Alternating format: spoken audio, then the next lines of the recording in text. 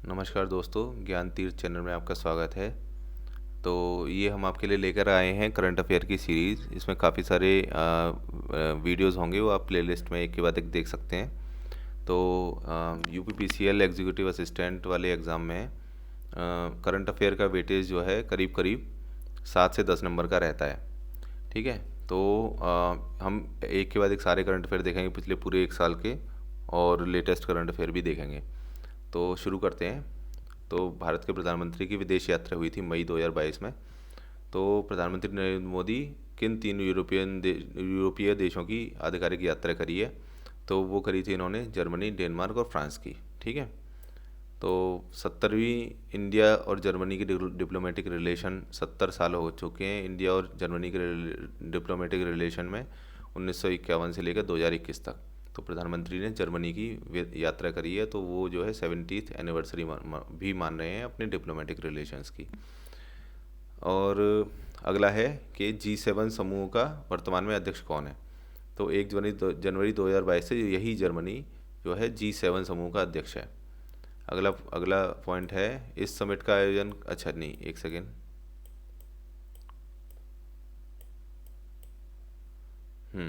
तो G7 जो summit है, उस समिट का आयोजन कहाँ किया जाएगा? वो भी जर्मनी में ही किया जाएगा, क्योंकि जर्मनी ही उसका अध्यक्ष है। ठीक है।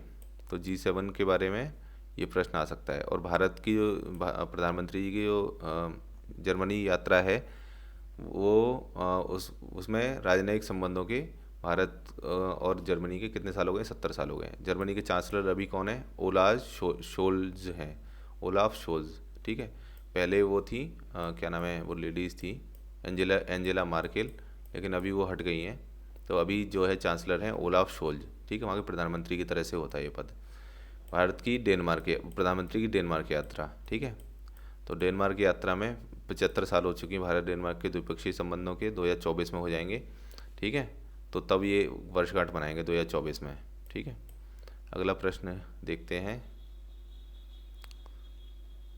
अगले पॉइंट देखते हैं। 21वीं वर्ल्ड कांग्रेस ऑफ अकाउंटेंट्स की मेज़बानी कौन करेगा? Institute of chartered accountants of India. ठीक है। ये कहाँ पर है? मुंबई महाराष्ट्र में है। ठीक है। तो मुंबई महाराष्ट्र में जनरली तो आपको पता होगा कि इकोनॉमिक हमारे देश की वो है, राजधानी है। तो चार्टर्ड अकाउंटेंट्स की जो वर्ल्ड कांग्रेस होगी वो कहाँ पर होगी? मुंबई महाराष्ट्र में होगी। किसके द्वारा कराई जाएगी? Institute of chartered accounts of India के द्वारा। यह परियोजना अभी एक परियोजना है,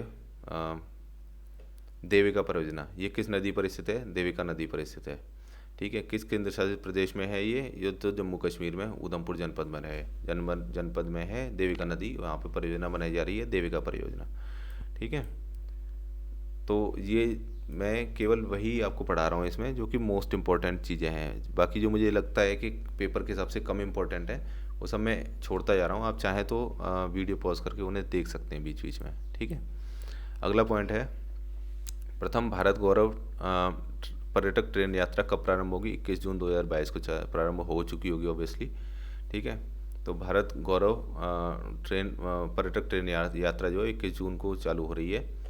यह ट्रेन किस सर्किट पर यात्रा करेगी? रामायण सर्किट पर। ठीक है।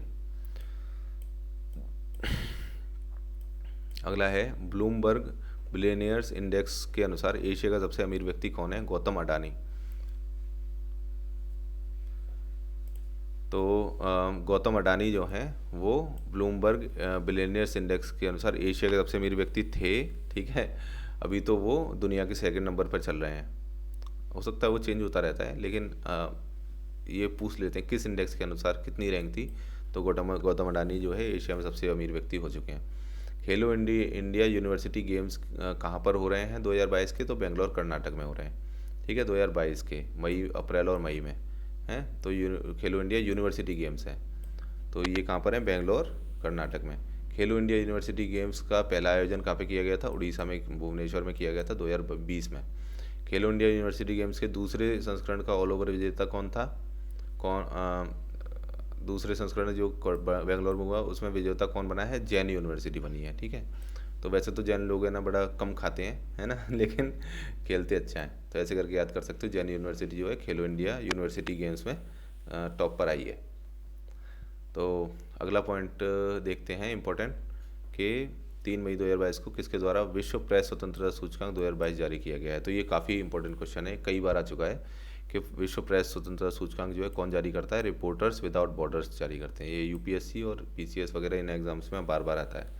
तो ये इंपॉर्टेंट क्वेश्चन है कि विश्व प्रेस स्वतंत्रता सूचकांक जो है वो किसने जारी किया है, रिपोर्टर्स विदाउट बॉर्डर्स ने। ठीक है, शीर्ष 3 स्थान कौन कौन से देशों के, तो नॉर्वे, डेनमार्क, स्वीडन, इन देशों के होते हैं टॉप रैंक। हमें इंडिया की रैंक याद करने की ज़रूरत है। भारत की रैंक कितनी है, 150वीं है। ठीक है, और जबकि 2021 में 142वीं थी। तो इसे ऐसे समझने की कोशिश करिए कि हमेशा है ना भारत की रैंक बेकार ही दिखाते हैं कि प्रेस जो है हमारे यहाँ बिल्कुल स्वतंत्र नहीं है, ऐसा करके दिखाते हैं वो लोग। तो उसकी वजह से भारत सरकार जो है मना भी करती रहती है कि अरे ये बेकार की ये रिपोर्ट है, हम नहीं मानते इसे, ऐसा कुछ। ठीक है, तो भारत का स्थान जो है प्रेस स्वतंत्रता सूचकांक में कौन सा है, 150वां है। लेकिन प्रश्न ज़्यादातर ये पूछा जाता है कि इसे कौन जारी करता है, तो रिपोर्टर्स विदाउट बॉर्डर्स जारी करते हैं। ठीक है, अगला पॉइंट है कौन सा नियो बैंकिंग स्टार्टअप भारत का 100वां यूनिकॉर्न बन गया है, तो उसका नाम है OPEN ओपन। ठीक है, तो ये भी एक इम्पॉर्टेंट क्वेश्चन है। ठीक है, देखिए मैं जिसमें ज़्यादा ऐसे गोला मारता हूँ या जिसके यहाँ पे अलग से निशान भी लगाता हूँ, तो वो आप समझ लीजिए कि वो ज़्यादा इम्पोर्टेंट है बजाय नॉर्मल अंडरलाइन वाले के। ठीक है, तो वर्ष 2023 में G20 शिखर सम्मेलन की मेज़बानी कौन सा देश करेगा, तो भारत करेगा। तो हम लोग G20 की मेज़बानी करने वाले हैं 2023 में, अगले साल। देश के नए थल सेनाध्यक्ष कौन है, तो जनरल मनोज सिंह पांडे हैं। ठीक है, तो पांडे जी हैं हमारे थल सेनाध्यक्ष। 30 अप्रैल 2022 को वो थल सेनाध्यक्ष बने थे। विश्व टीकाकरण सप्ताह का विषय क्या है, लॉन्ग लाइफ फॉर ऑल। ठीक है, तो टीकाकरण करेंगे तो लाइफ बढ़ जाएगी उनकी, है ना, लंबी उम्र हो जाएगी। तो ऐसे करके इसका विषय है। जनरली विषय है ना करंट अफेयर के जितने भी लोग पढ़ाते हैं मैगजीनों में ज़्यादा आता है, लेकिन मुझे नहीं लगता कि पेपर में ज़्यादा चांसेस हैं। कभी कभी आ जाता है, लेकिन आपको याद कर पाओ तो कर लो, लेकिन कुछ एक थोड़ा सा आपके दिमाग में रहना चाहिए कि टीकाकरण है तो ना लंबी ज़िंदगी बढ़ जाएगी आपकी। तो लॉन्ग लाइफ फॉर ऑल करके ये विश्व टीकाकरण सप्ताह का विषय है। ठीक है, आप दिमाग में रखिए, आप पढ़ेंगे तो एटलीस्ट पेपर में रिकॉग्नाइज कर पाएँ उसके लिए। ठीक है, एक चीज़ और ये देख लो कि चेरनोबिल जो है वो यूक्रेन में है। आप देखते रहते हो, ये वहाँ पे ना एक बार आपदा हो गई थी, वहाँ पे ये रेडियो एक्टिव मटेरियल वगैरह सब बाहर आ गया था। तो उसकी वजह से कभी एक बार को पूछ भी सकते हैं, लेकिन जनरल चीज़ें आपको पता होनी चाहिए, इसलिए मैंने डाला नहीं है। विश्व बौद्धिक संपदा दिवस 2022 का विषय क्या है, IP and youth inventing for a better future. ठीक है, तो बौद्धिक संपदा है, तो बौद्धिक संपदा क्या किससे बनती है, इन्वेंशन करने से बनती है। तो अच्छे फ्यूचर के लिए हम इन्वेंशन करेंगे। IP एंड यूथ जो है इसका विषय है। लॉजिसेम वायु जो है इसका आयोजन कहाँ किया गया, नई दिल्ली में किया गया। लॉजिसेम वायु किसके द्वारा आयोजित किया जाता है, भारतीय वायुसेना के द्वारा किया जाता है। ठीक है, नाम भी में भी वायु लिखा हुआ है ना। तो अगला पॉइंट क्या है, L&T जो है लार्सन एंड टोब्रो, इसने जो है एक IIT के साथ में साझेदारी करी है, IIT बॉम्बे के साथ में। ठीक है, इसकी साझेदारी किसके लिए की गई है, हरित हाइड्रोजन प्रौद्योगिकी विकसित करने के लिए की गई है। ठीक है, ग्रीन हाइड्रोजन जो है टेक्नोलॉजी डेवलपमेंट करेंगे वो, उसके लिए IIT बॉम्बे और L&T ये दोनों मिलकर जो है काम करेंगे। तो ग्रीन हाइड्रोजन जो है वो काफ़ी इम्पोर्टेंट टॉपिक है आजकल के टाइम पर, क्योंकि ग्रीन मतलब एक तो होता है हाइड्रोजन फ्यूल। ठीक है, वो उस हाइड्रोजन फ्यूल से गाड़ियाँ चलाई जा सकती हैं, लेकिन चलाई जाती नहीं है अभी तक, अभी शुरू हो रही है वो टेक्नोलॉजी। लेकिन जो हाइड्रोजन है वो हमारे जो ये हाइड्रोकार्बन है ना, ये हमारा ऑयल जो आता है, ठीक है, उससे भी बनती है। लेकिन उसके अलावा एक ग्रीन हाइड्रोजन भी होती है, जैसे कि हम लोग सोलर एनर्जी से पहले लाइट बिजली बनाए और उस बिजली का यूज़ करके हम लोग हाइड्रोजन बनाएं। ठीक है, तो फिर उसे जो है ग्रीन हाइड्रोजन कहेंगे। ठीक है, क्योंकि वो रिन्यूएबल रिसोर्स से बन रही है। तो जो भी हाइड्रोजन रिन्यूएबल रिसोर्स से बनती है उसे ग्रीन हाइड्रोजन कहते हैं। तो ये अभी तक टेक्नोलॉजी विकसित नहीं हुई है कि ग्रीन हाइड्रोजन जो है वो बनाई जा सके, तो उसे विकसित कर रहे हैं कौन कौन, L&T और IIT बॉम्बे। ठीक है, इसलिए ये चीज़ इंपॉर्टेंट है, पेपर में आ सकती है। राष्ट्रीय परिदृश्य देखते हैं। ठीक है, तो आपके सिलेबस में राष्ट्रीय और अंतर्राष्ट्रीय परिदृश्य जो है वो ज़्यादा इंपॉर्टेंट है, तो ज़्यादातर वही मैं पढ़ाऊँगा आपको। इवन थोड़ा बहुत इकोनॉमिक परिदृश्य भी पढ़ाऊँगा। ठीक है, आगे देखते हैं। प्रधान ABPMJAY है आयुष्मान भारत प्रधानमंत्री जन आरोग्य योजना। ठीक है, इसमें 100% घरों को कवर करने वाला कौन सा जिला बन गया भारत का, सांबा बनेगा जम्मू कश्मीर का। ठीक है, तो आयुष्मान भारत में जन आरोग्य योजना में 100% घरों को कवर करने वाला कौन सा राज्य, पहला जिला कौन सा है भारत का, वो है सांबा, जम्मू कश्मीर में। ठीक है। हुनर हाट कहाँ पे आयोजित की गई, मुंबई में आयोजित की गई। ठीक है। प्रधानमंत्री मोदी द्वारा 500 किलोवाट के सौर ऊर्जा संयंत्र का उद्घाटन कहाँ पे किया गया, पल्ली गांव, जम्मू कश्मीर में किया गया है। ठीक है। तो सौर ऊर्जा का उद्घाटन किया गया है पल्ली गांव में।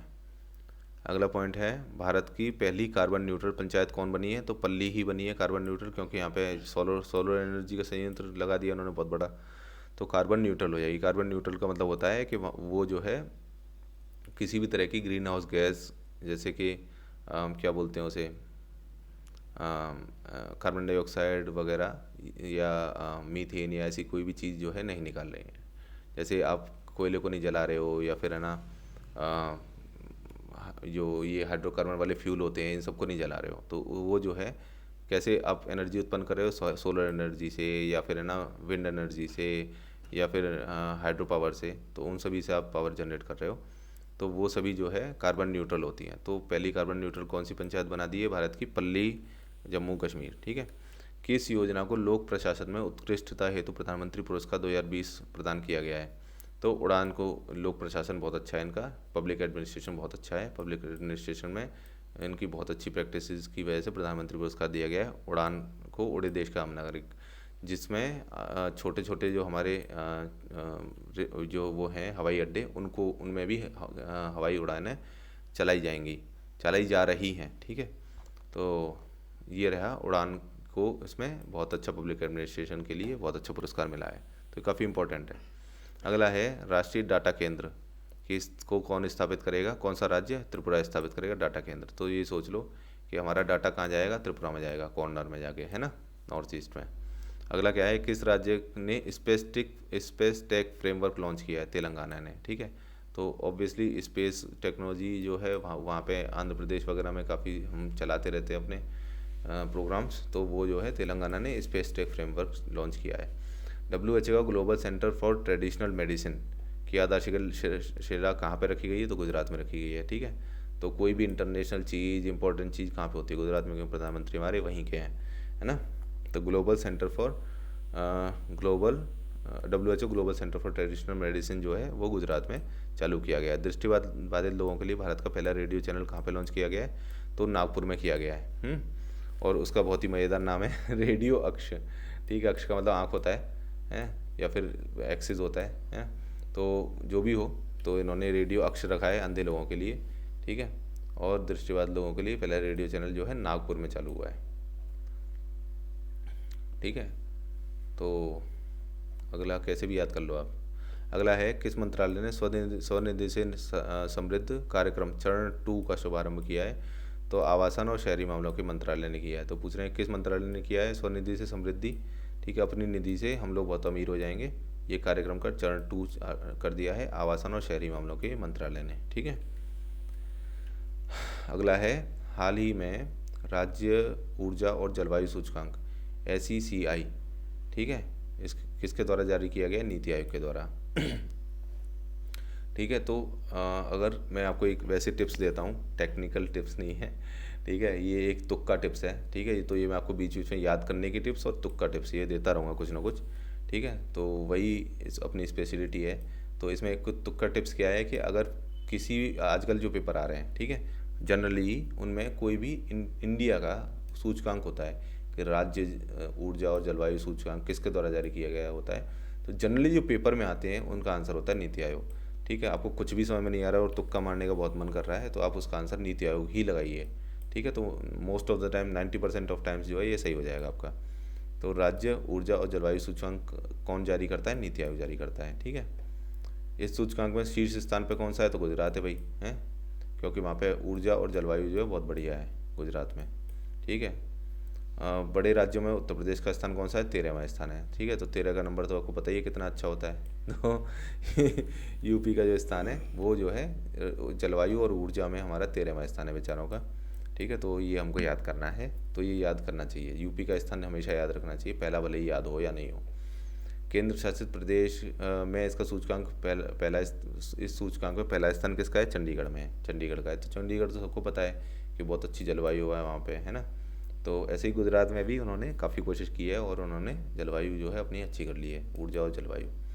ओके, अगला पॉइंट है कि माइग्रेशन ट्रैकिंग सिस्टम शुरू करने वाला पहला राज्य कौन सा है, तो महाराष्ट्र है। ठीक है, तो लोग जो है श्रमिक, प्रवासी श्रमिक जो है यहाँ से एक प्रदेश से दूसरे प्रदेश में काम करने के लिए जाते हैं, तो उनको ट्रैक करने का एक सिस्टम, माइग्रेशन ट्रैकिंग सिस्टम जो है वो शुरू किया गया है। तो किसने किया, महाराष्ट्र ने। तो महाराष्ट्र वाले सब लोग यूपी बिहार वालों को भैया भैया बोल के बुलाते हैं ना, तो वो लोग कह रहे हैं यार अब इन लोगों को माइग्रेट, जितने लोग कर रहे हैं उनको ट्रैक करो।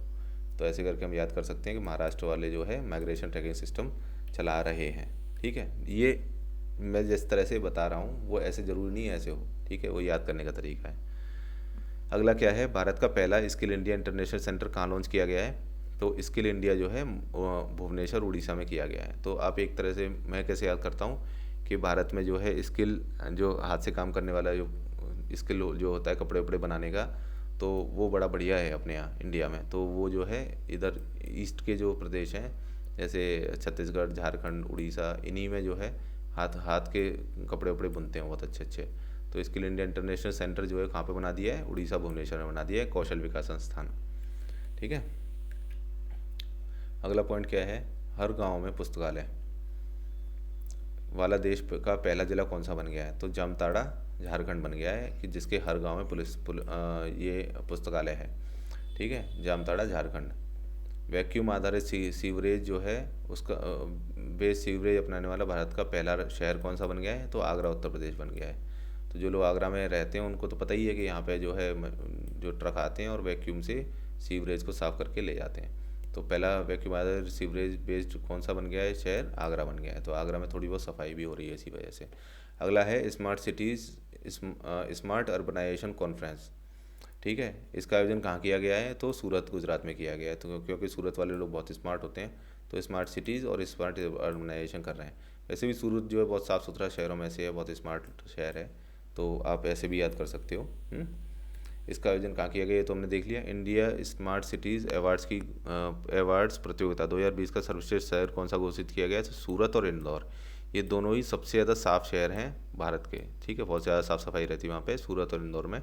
तो smart cities smart India smart cities awards तो किसने किन दोनों को मिला है, सूरत को और इंदौर को। इसमें सर्वश्रेष्ठ राज्य कौन सा घोषित किया गया, उत्तर प्रदेश, क्योंकि उत्तर प्रदेश बहुत साफ़ राज्य है ना।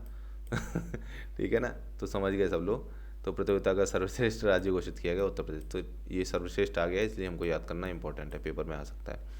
किस जिले में नए जिलों का गठन किया गया, किस राज्य में नए जिलों का गठन किया गया है, तो 13 नए जिले जो है आंध्र प्रदेश राज्य में बनाए गए। अभी आंध्र प्रदेश में सब चेंजेस चल रहे हैं ना, नया प्रदेश तेलंगाना बन गया, अभी राजधानी बन रही है और बहुत कुछ हो रहा है, तो उस वजह से वहाँ पे नए ज़िले भी बनाए गए हैं।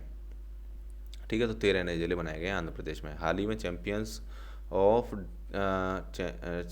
Of change delta ranking March की घोषणा किसने की है, तो नीति आयोग ने की है। ठीक है, champions of change delta ranking है नीति आयोग की।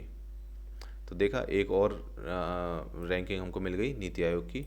ठीक है, तो champions of change delta ranking है। एक हमने पहले देखी थी ये वाली,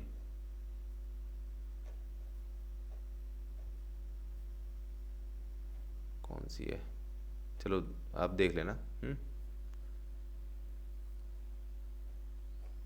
चलो अगला देखते हैं।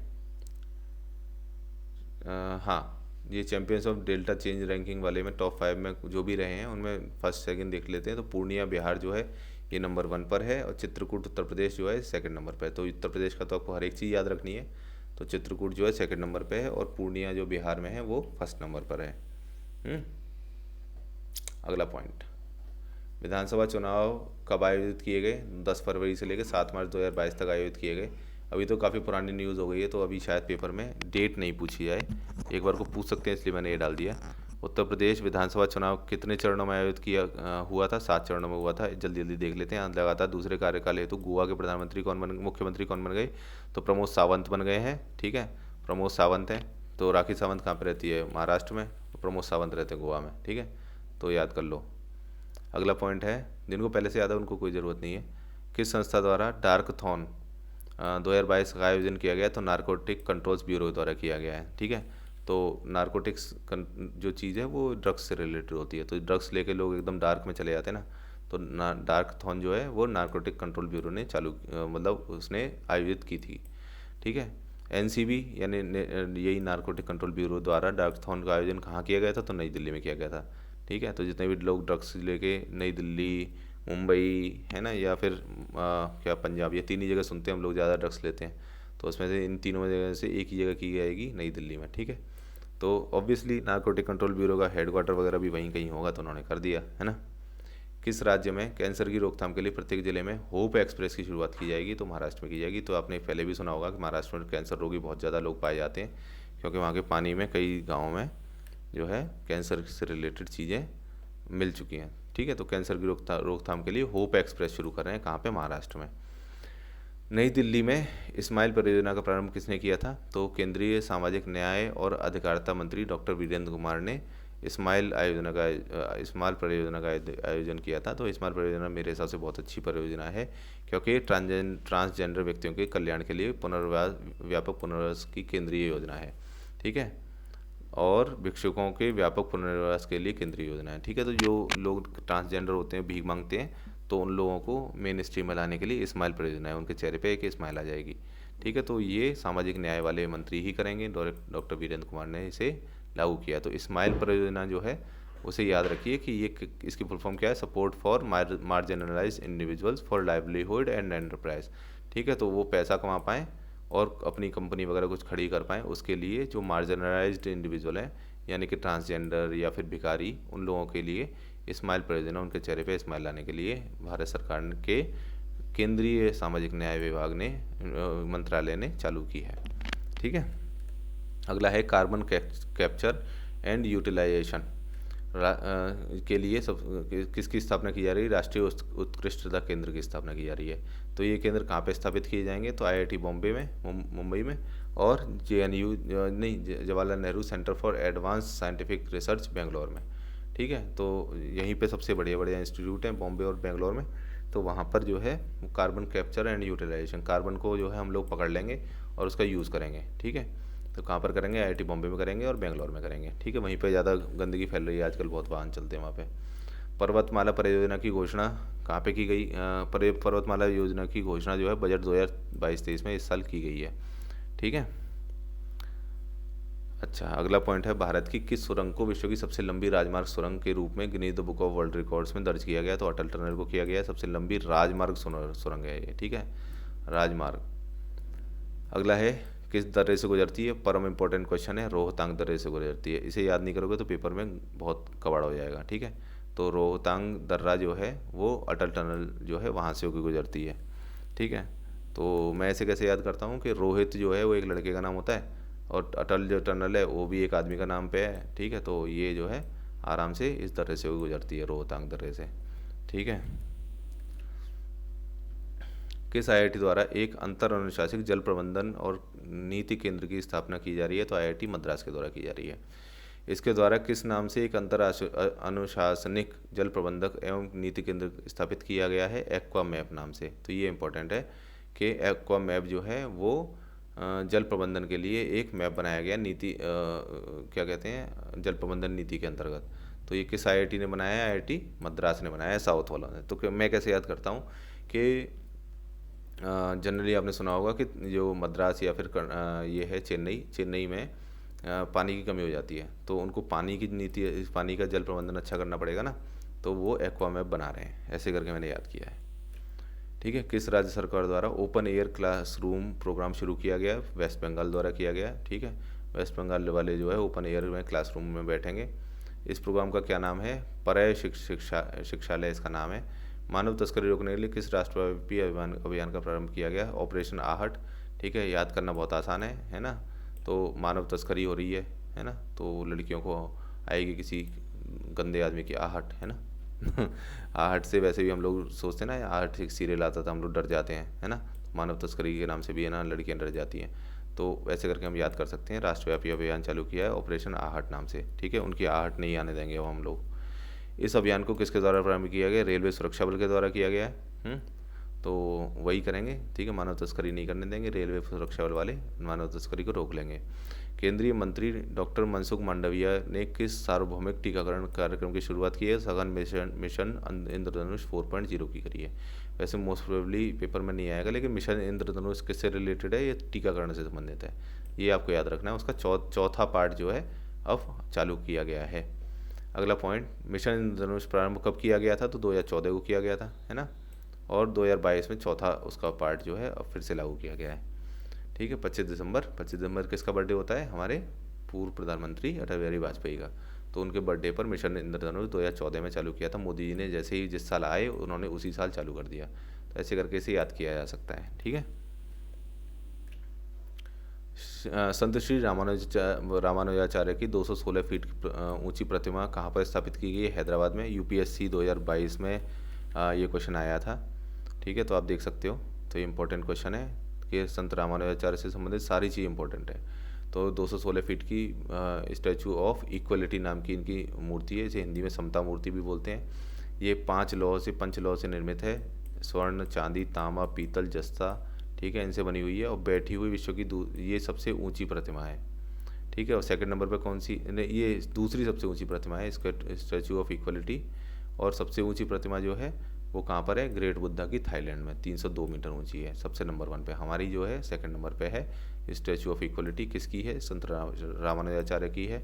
और रामानुजाचार्य जो है इन्होंने विशिष्टाद्वैत करके एक जो है फिलॉसफी दी थी, तो वो भी आपको याद रखना है, ठीक है, पेपर में आ सकता है। भारत सरकार ने स्वच्छता सारथी फेलोशिप की घोषणा किस मिशन के तहत की है? कि वेस्ट टू वेल्थ के थ्रू की है, ठीक है। तो वेस्ट को हम वेल्थ में कन्वर्ट कर देंगे, ठीक है। तो हम अपनी स्वच्छता जो है, स्वच्छता तो होगी ही वेस्ट को वेल्थ में कन्वर्ट करने से, और हम लोग जो है अपना पैसा कमाएंगे, ठीक है। तो आपको ये याद रखना है कि स्वच्छता सारथी फेलोशिप है, किसकी है? Waste to wealth. शुरुआत कब करी गई? 2021 में।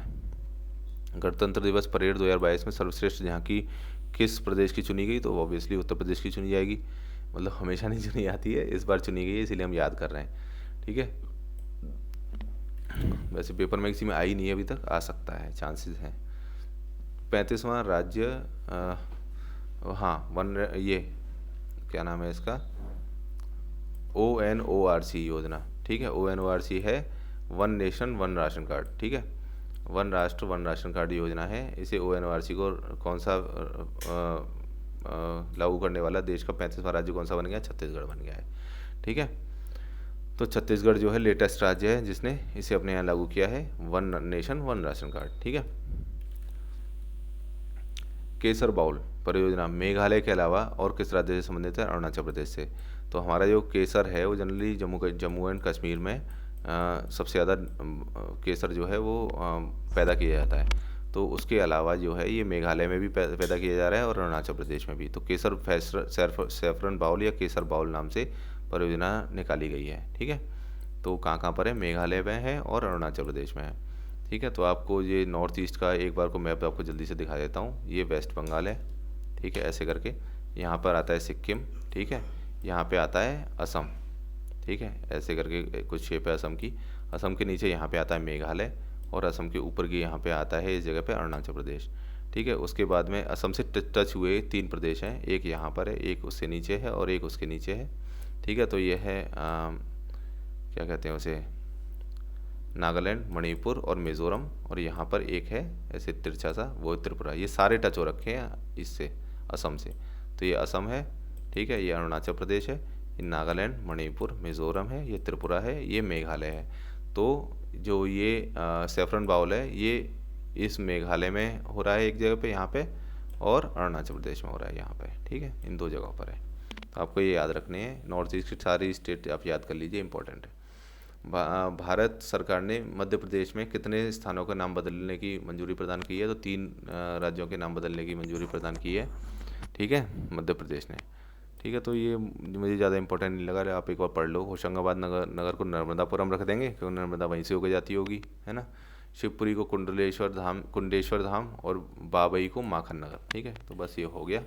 तो शायद माखन लाल चतुर्वेदी के नाम पर रखा होगा इनका नाम, जो भी है, ठीक है।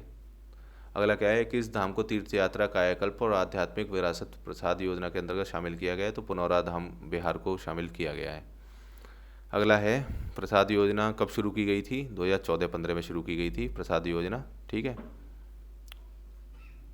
तीर्थ यात्रा कायाकल्प करने के लिए है वो। किस राज्य ने प्रौद्योगिकी पार्क का उद्घाटन किया है? तो मेघालय राज्य ने किया है प्रौद्योगिकी park.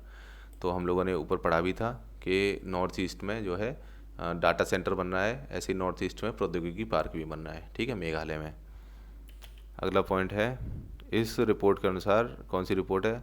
Rights and risk analysis group की रिपोर्ट है, इंडिया प्रेस फ्रीडम रिपोर्ट। ठीक है, ये इंडिया की प्रेस फ्रीडम है और जो वर्ल्ड की प्रेस फ्रीडम है वो दूसरी चीज़ है। ठीक है, तो इस रिपोर्ट के अनुसार पत्रकारों पर सर्वाधिक हमले किस केंद्र शासित राज्य या केंद्र शासित प्रदेश में हुए? तो जम्मू कश्मीर में सबसे ज़्यादा पत्रकारों पर हमले होते हैं। ठीक है, और सेकंड नंबर पे किस में होते हैं? तो हमारा प्रिय यूपी है। ठीक है तो आपको याद हो जाएगा। बहुत आसान है कि भारत में सबसे ज़्यादा पत्रकारों पे हमले होते हैं। बहुत डेंजरस चीज़ है ये, बहुत गंदी चीज़ है। तो जम्मू कश्मीर में नंबर 1 पे, सेकंड नंबर पे उत्तर प्रदेश में। हाल ही में री imagining health care in India through blended finance report किसने जारी की है? नीति आयोग ने। तो देख रहे हो नीति आयोग की रिपोर्ट है, तो बस अब समझ लो।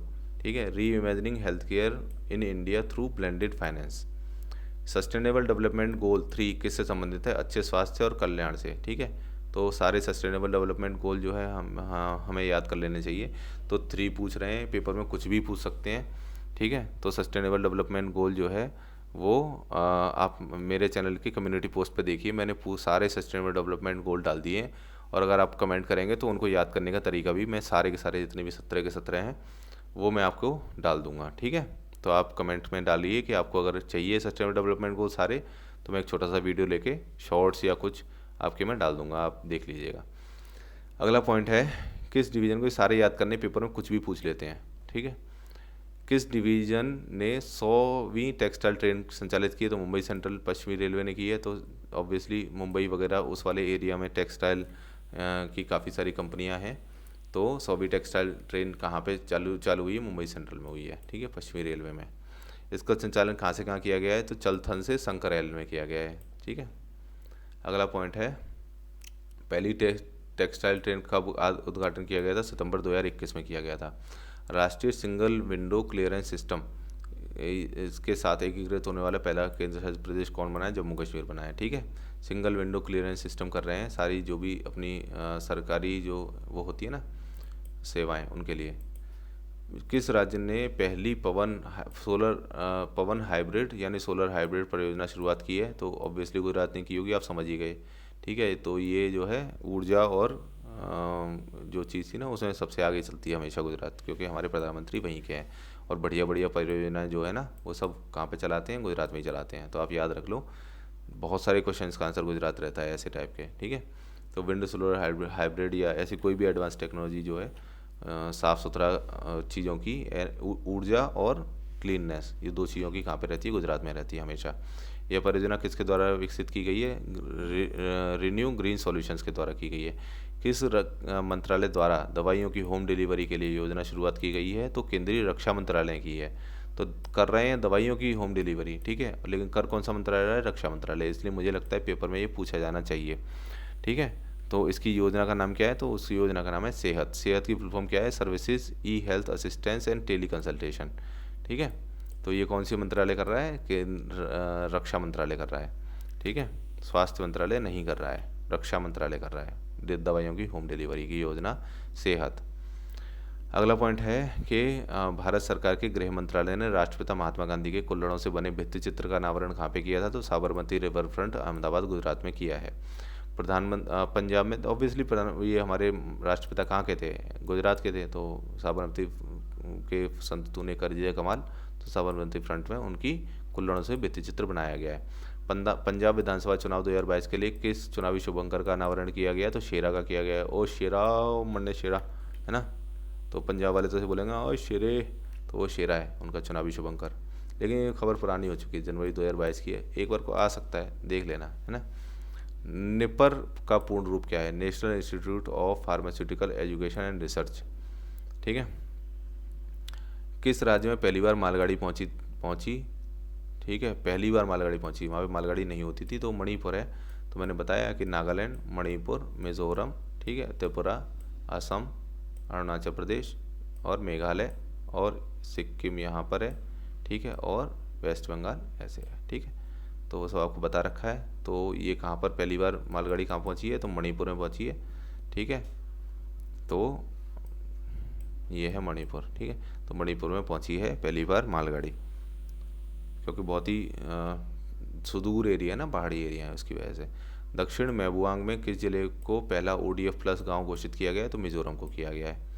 ठीक है, दक्षिण मैबुआंग गांव कहाँ पे पड़ता है, तो वो है ना मिजोरम में पड़ता है। डिजिटल संसद ऐप जो है शुभारंभ कहाँ पे किसने किया है, तो ओम बिरला ने किया होगा, क्योंकि संसद में जो है वो स्पीकर हैं। ठीक है, तो डिजिटल संसद ऐप का शुभारंभ किसने किया है, ओम बिरला ने किया है। तो अब वहाँ पे संसद में जो भी काम होगा वो डिजिटल ही होगा। इसका उद्देश्य क्या है, लोगों को संसद की नियमित कार्यवाही से अवगत कराना। ठीक है, ओके। अगला प्रश्न, स्वच्छ भारत मिशन शहरी के दूसरे चरण का शुभारंभ कब किया गया, 1 अक्टूबर 2021 को किया गया। तो देखो स्वच्छ भारत मिशन है, सफाई करनी है, गांधी जी से रिलेटेड है, 1 अक्टूबर हो गया 2021 को, है 1 साल पहले। पिछले साल जो है स्वच्छ भारत मिशन शहरी का 2.0 चालू किया गया, स्वच्छ भारत मिशन अर्बन। ठीक है, हाल ही में कहाँ ग्राम वन का शुभारंभ किया गया है, तो कर्नाटक में किया गया है। ठीक है, भारत का पहला ग्राफीन इनोवेशन सेंटर कहाँ पे स्थापित किया जाएगा, तो केरल में किया जाएगा ग्राफीन इनोवेशन सेंटर। तो ग्राफीन क्या है, कार्बन वार्बन से रिलेटेड होगा, कुछ ब्लैक टाइप की चीज़ है। ठीक है, और केरल के लोग ब्लैक होते हैं, ऐसे याद कर लो। ग्राफीन सेंटर कहाँ पे किया गया है, केरल में किया गया है। आदि बद्री बांध का कहाँ पे बनाया गया है, यमुनानगर हरियाणा में बनाया गया है। ठीक है, तो जो लोग जानते होंगे हरियाणा के होंगे उन्हें तो थोड़ा बहुत आइडिया होगा, जो नहीं है भैया वो याद करो। हैं, आदि बद्री बांध कहाँ बनाया गया है, हरियाणा में बनाया गया है, यमुनानगर हरियाणा। ठीक है, आदि बद्री बांध के निर्माण हेतु किन 2 राज्यों में समझौता हुआ है, तो हरियाणा और हिमाचल प्रदेश में हुआ है। ठीक है, वो दोनों टच हुए प्रदेश हैं एक दूसरे से, तो वहाँ पे उन्हें बनाना था तो उन्होंने आपस में कर लिया समझौता। ठीक है, किस जिला स्तरीय सुशासन सूचकांक जारी करने वाला पहला केंद्र शासित प्रदेश कौन सा है, तो जम्मू कश्मीर है। ठीक है, तो जम्मू कश्मीर जो है जिला स्तरीय सुशासन सूचकांक जारी करने वाला पहला केंद्र शासित प्रदेश बन गया है जम्मू कश्मीर। जंगल सत्याग्रह की स्मृति में संग्रहालय कहाँ पर बनाया गया, पुसद महाराष्ट्र में। ठीक है, तो जो सत्याग्रह हुआ था कहाँ पे हुआ था, महाराष्ट्र में हुआ था, तो पुसद महाराष्ट्र में वहाँ का संग्रहालय बनाया गया है। ठीक है, अगला प्रश्न, एग्री न्यूट्री गार्डन वीक कब मनाया गया था, तो 1 से 10 से 17 जनवरी 2022 को मनाया गया था। एग्री न्यूट्री गार्डन वीक किसके द्वारा मनाया गया, दीनदयाल अंत्योदय योजना राष्ट्रीय ग्रामीण आजीविका मिशन डे NRLM के द्वारा बनाया गया है।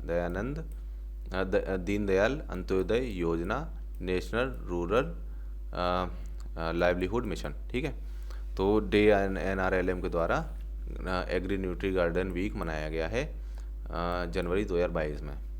किस राज्य द्वारा, आजकल पेपर में ये सब डेट्स खूब पूछते हैं कि क्या चीज़ कब मनाई गई, कौन सी योजना किस कब शुरू की गई।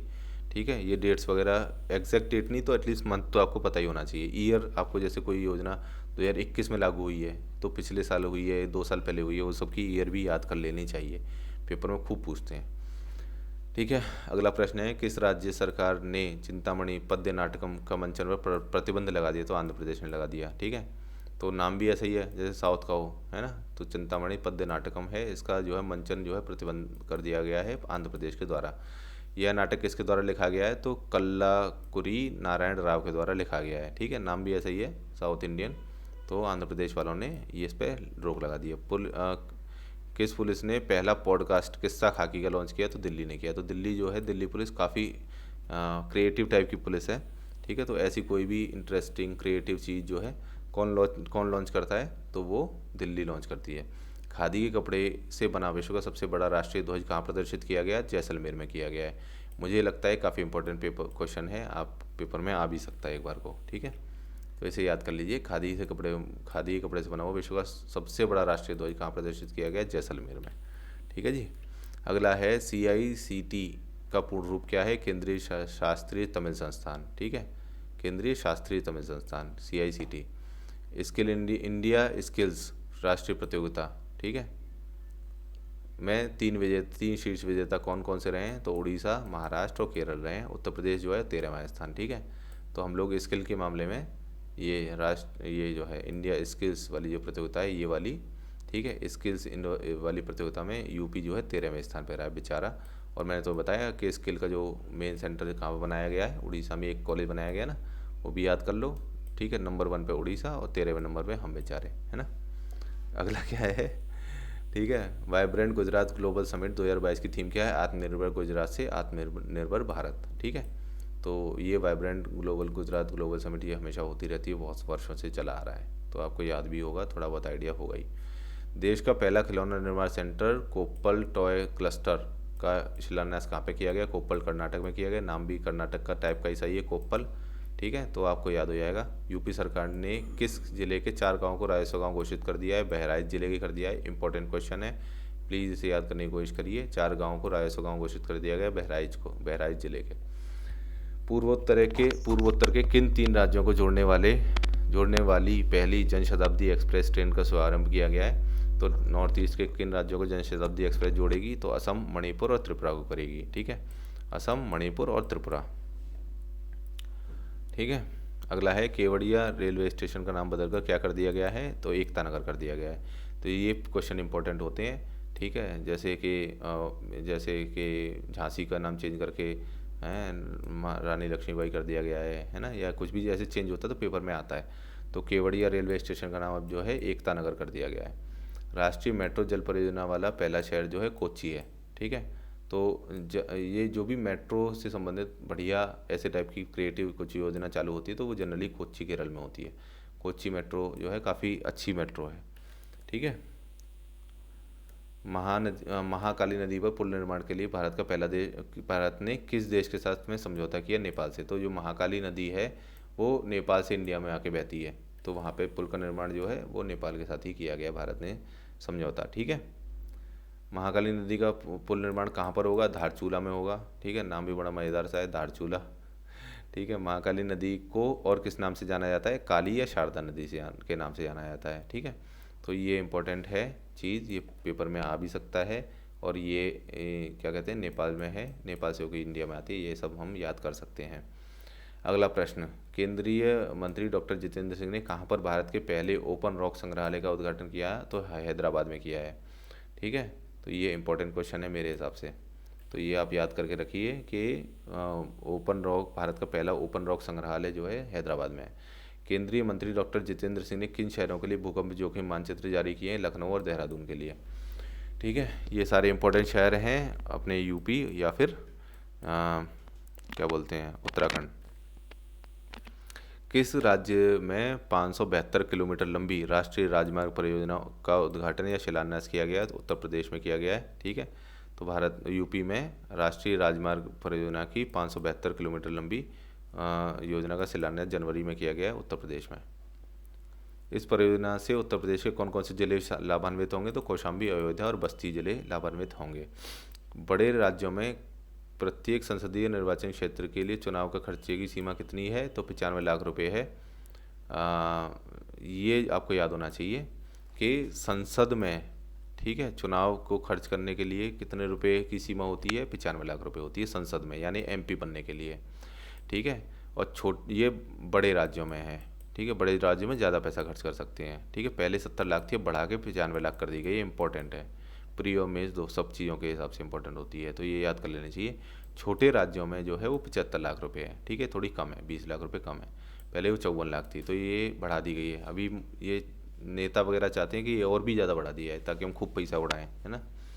बड़े राज्यों में विधानसभा में यानी एमएलए वालों में कितना है, 40 लाख रुपए है, छोटे राज्यों में 28 लाख रुपए है। तो ये सारे नंबर आपको याद करने हैं। 95 लाख रुपए एमपी बड़े राज्य, एमपी छोटे राज्य 75 लाख, एमएलए 40 लाख बड़े राज्यों में, और छोटे राज्यों में 28 लाख रुपए, ठीक है। और ये सब बदल दिए गए हैं, पुराने याद करने की जरूरत नहीं है, लेटेस्ट याद रखिए।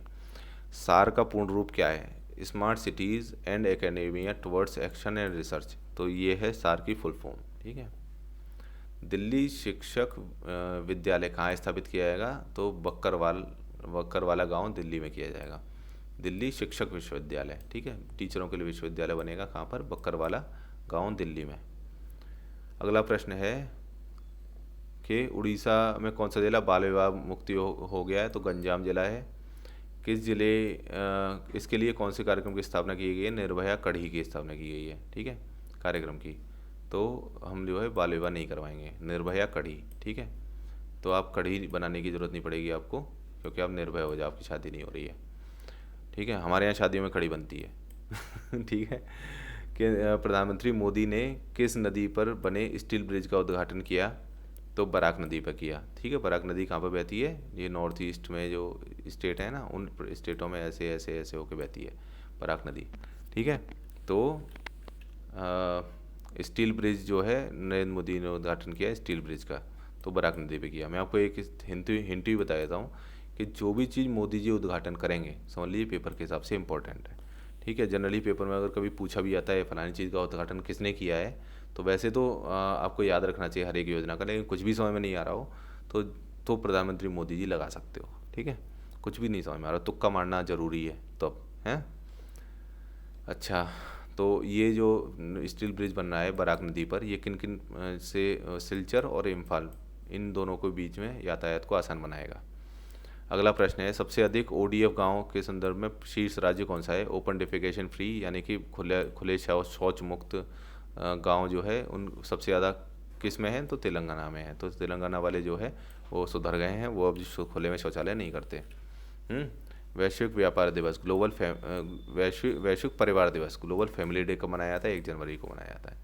मतलब आसान है, घर वालों के साथ न्यू ईयर मनाना चाहिए, ऐसे करके याद कर सकते हो।